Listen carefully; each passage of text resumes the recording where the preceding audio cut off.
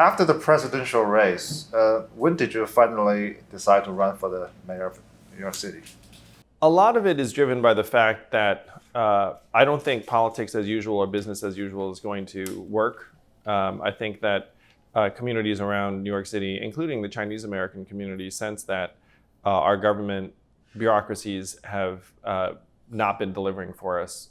But there are a number of communities that are just like the Asian American community where they feel unheard and neglected. There are a lot of people who are looking up saying, wait a minute, who is this working for if it's not working for us?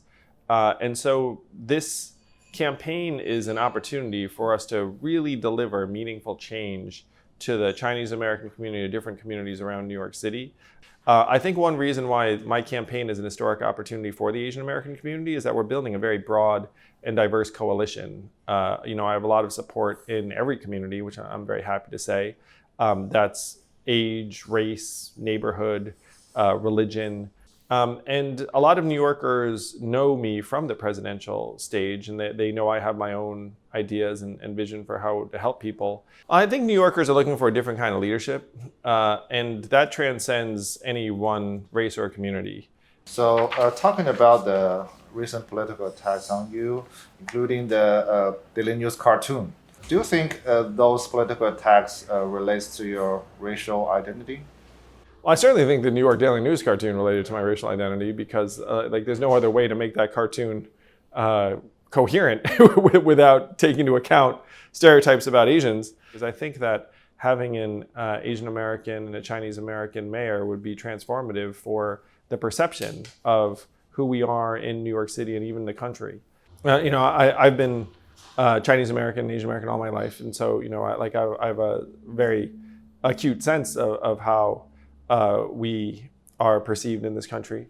One vision I have that I believe will come to pass is millions of people from all over the world showing up in New York City next year in JFK Airport or driving in on a highway, and it says, "Welcome to New York City, Mayor Andrew Yang."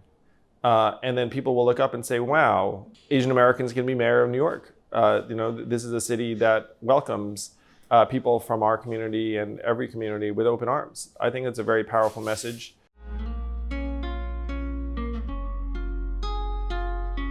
So after the primary, do you have any family plans this summer?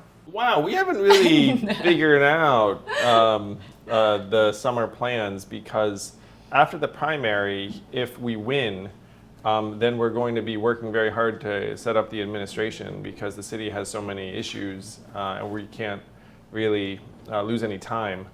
So that's what we think we'll be doing. I think we didn't make any plans because we're expecting to win.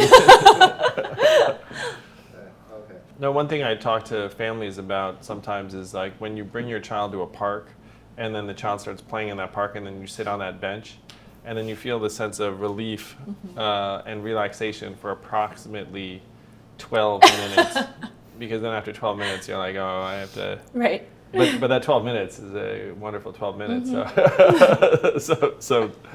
So that's the kind of thing we like to do is bring our kids to a playground.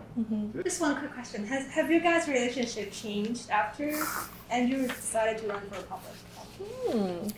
Interesting. Well, Elle and I were talking about this pretty recently. So for the first year or so of the presidential campaign, we had a little bit of a divide and conquer strategy where it's like, okay, you run for president and then I'll make sure that the kids are fed and...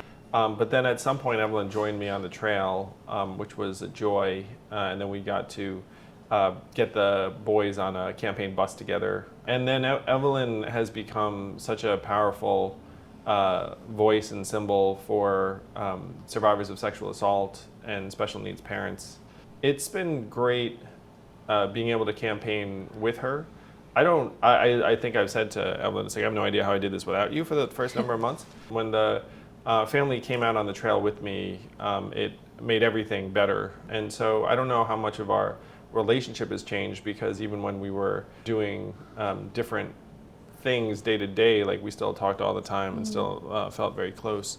Well, sometimes I didn't know what you were up to, so I would just check your Twitter feed and I'd be like, oh, this is what he's up to today. Yeah, it's kind of handy. You can check in on someone that way.